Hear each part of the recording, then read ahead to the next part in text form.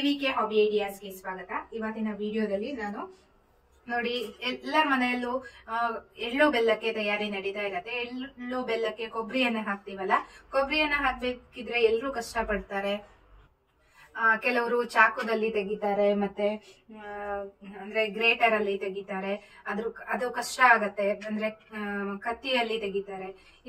ತುಂಬಾ ಕಷ್ಟ ಪಡೋ ಅಗತ್ಯ ಇಲ್ಲ. ಇವತ್ತೊಂದು ಸುಲಭವಾದ ವಿಧಾನವನ್ನು ನಾನು ಹೇಳ್ತಾ ಇದ್ದೀನಿ. ಅದಕ್ಕೂ ಮುಂಚೆ ಇದೆ ಮೊದಲನೇ ಬಾರಿ ನನ್ನ ಚಾನೆಲ್ ನ ವಿಡಿಯೋನ ನೋಡ್ತಿರೋದು ಅಂತ ಆದ್ರೆ ನನ್ನ ಚಾನೆಲ್ AVK ಹಾಬಿ ಐಡಿಯಾಸ್ಗೆ ಸಬ್ಸ್ಕ್ರೈಬ್ ಆಗೋದಕ್ಕೆ ಮರಿಬೇಡಿ.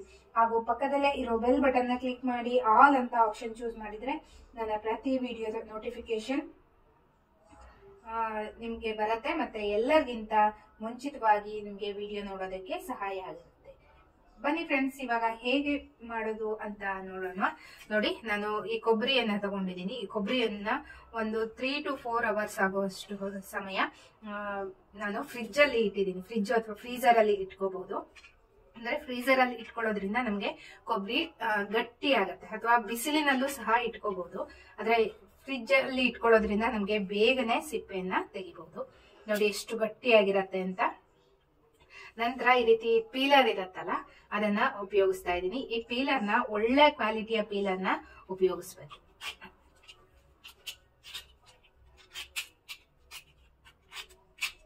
ನೋಡಿ ಎಷ್ಟು ನೀಟಾಗಿ ನಮ್ಗೆ ತೆಗಿಬಹುದು ಅಂತ.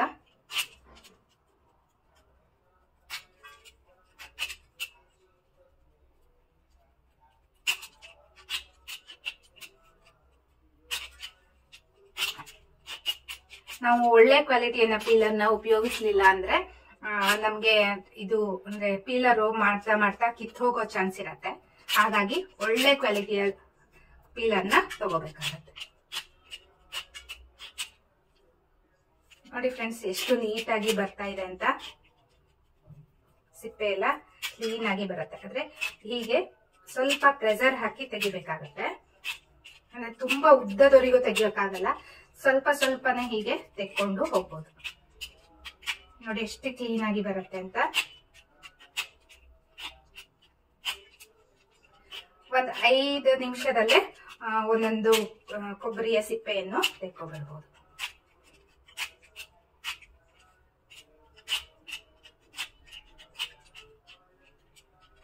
ಯಾವ್ದಕ್ಕೂ ಈ ಪೀಲರ್ ಏನಿರತ್ತಲ್ಲ, ಪೀಲರ್ ನ ಬ್ಲೇಡ್ ಶಾರ್ಪ್ ಆಗಿ ಇರ್ಬೇಕಾಗತ್ತೆ.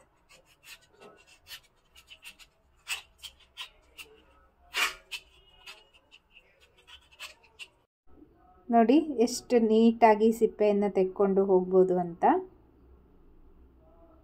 ಎಷ್ಟು ಕ್ಲೀನಾಗಿ ಬರ್ತಾ ಇದೆ.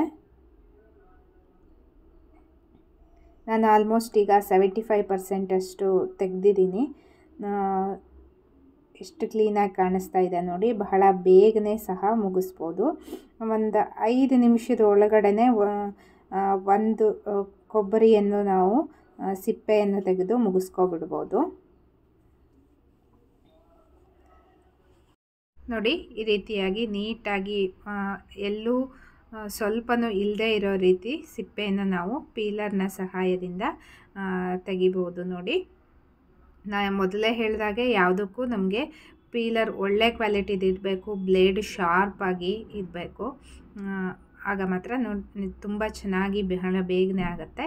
ಈಗ ಹೀಗೆ ಚಾಕುವಿನಿಂದ ನೀಟಾಗಿ ಕಟ್ ಮಾಡ್ಕೊಂಡ್ಬಿಟ್ಟು ನಾವು ನಮಗೆ ಬೇಕಾದ ಸೈಜಿಗೆ ಕೊಬ್ಬರಿಯನ್ನು ಕಟ್ ಮಾಡ್ಕೋಬೋದು.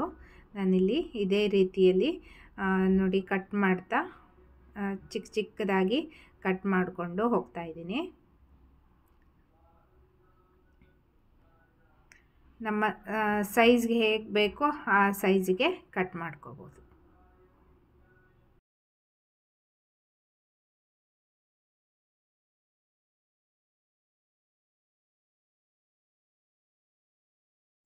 ನಾನಿಲ್ಲಿ ಅರ್ಧ ಕೊಬ್ಬರಿಯನ್ನು ಕಟ್ ಮಾಡಿದ್ದೀನಿ. ಈಗ ನಂತರ ಬೆಲ್ಲವನ್ನು ಹೇಗೆ ಕಟ್ ಮಾಡೋದು ಅಂತ ನೋಡೋಣ. ಹೀಗೆ ಚಾಕುವನ್ನು ಬೆಲ್ಲದ ಮೇಲೆ ಇಟ್ಕೊಂಡು ಹೀಗೆ ಹೊಡೆದ್ಬಿಟ್ರೆ ಪೀಸ್ ಆಗುತ್ತೆ. ಒಟ್ಟು 4 ಪೀಸ್ಗಳನ್ನು ಮಾಡಿಕೊಂಡು ನಾವು ಕಟ್ ಮಾಡ್ಬೋದು. ಈ ಪೀಸ್ನ ಮಾಡೋದಕ್ಕಿಂತ ಮುಂಚೆ 1-2 ದಿವಸಗಳ ಕಾಲ ನಾವು ಬಿಸಿಲಿನಲ್ಲಿ ಇಟ್ಕೊಂಡು ಪೀಸ್ನ ಮಾಡ್ಕೋಬೋದು. ನೋಡಿ, ಅಂದರೆ ನಾನಿಲ್ಲಿ 1 ದಿವಸ ಒಂದು ದಿವಸ ಫುಲ್ಲು ಇಟ್ಟಿಲ್ಲ, ಒಂದು 2-3 ಅವರ್ಸ್ ಅಷ್ಟೇ ಬಿಸಿಲಿನಲ್ಲಿ ಇಟ್ಟಿದ್ದೆ. ಇವಾಗ ಬೆಲ್ಲವನ್ನು ಸಹ ಕಟ್ ಮಾಡಿ ಆಗಿದೆ. ನೋಡಿ ಎಷ್ಟು ನೀಟಾಗಿ ಪೀಸಸ್ ಎಲ್ಲ ಬಂದಿದೆ ಅಂತ. ಕೊಬ್ಬರಿನೂ ಎಲ್ಲ ನೀಟಾಗಿ ಕಟ್ ಆಗಿದೆ. ಇವತ್ತಿನ ವಿಡಿಯೋ ನಿಮಗೆಲ್ಲ ಇಷ್ಟ ಆಯಿತು ಅಂತ ಅಂದ್ಕೊಂಡಿದ್ದೀನಿ. ಎಲ್ರಿಗೂ ಗೊತ್ತಿರೋ ವಿಡಿಯೋನೇ ಅಂದರೆ ಟಿಪ್ಸ್ ಅಂದ್ಕೊಂಡಿದ್ದೀನಿ ಕೆಲವರಿಗೆ, ಆದರೆ ಕೆಲವರಿಗೆ ಗೊತ್ತಿರಲ್ವಲ್ಲ, ಹಾಗಾಗಿ ನಾನು ಇವತ್ತಿನ ವಿಡಿಯೋದಲ್ಲಿ ಮಾಡಿ ತೋರಿಸಿದ್ದೀನಿ. ನಿಮಗೆಲ್ಲ ಖಂಡಿತ ಇಷ್ಟ ಆಗತ್ತೆ ಅಂತ ಭಾವಿಸಿದ್ದೀನಿ. ಈ ವಿಡಿಯೋ ನೋಡಿ ವಿಡಿಯೋಕ್ಕೊಂದು ಲೈಕ್ ಕೊಡೋದಕ್ಕೆ ಮರಿಬೇಡಿ. ಮತ್ತು ನೀವು ಇದೇ ರೀತಿಯಲ್ಲಿ ಮಾಡೋದಾದರೆ ಒಂದು ಕಮೆಂಟನ್ನು ಮಾಡೋದಕ್ಕೆ ಮರಿಬೇಡಿ. ಮತ್ತು ನೀವು ಯಾವ್ಯಾವ ರೀತಿಯಲ್ಲಿ ಕಟ್ ಮಾಡ್ತೀರಾ ಕೊಬ್ಬರಿಯನ್ನು ಅಥವಾ ಬೆಲ್ಲವನ್ನು ಅನ್ನೋದನ್ನು ಸಹ ಕಮೆಂಟ್ ಸೆಕ್ಷನ್ನಲ್ಲಿ ತಿಳಿಸಿ. ಇದರಿಂದ ಬೇರೆಯವರಿಗೂ ಸಹ ಸಹಾಯ ಆಗುತ್ತೆ. ಈ ವಿಡಿಯೋವನ್ನು ನೋಡಿ ಲೈಕ್ ಮಾಡಿ ಮತ್ತು ನಿಮ್ಮ ಫ್ರೆಂಡ್ಸ್ ಆ್ಯಂಡ್ ಫ್ಯಾಮಿಲಿಯವರಿಗೆ ಶೇರ್ ಮಾಡಿ ಅಂತ ಹೇಳ್ತಾ ಮತ್ತೆ ಒಂದು ಹೊಸ ವಿಡಿಯೋದೊಂದಿಗೆ ಭೇಟಿಯಾಗೋಣ. Until then take care, bye. Thank you for watching friends.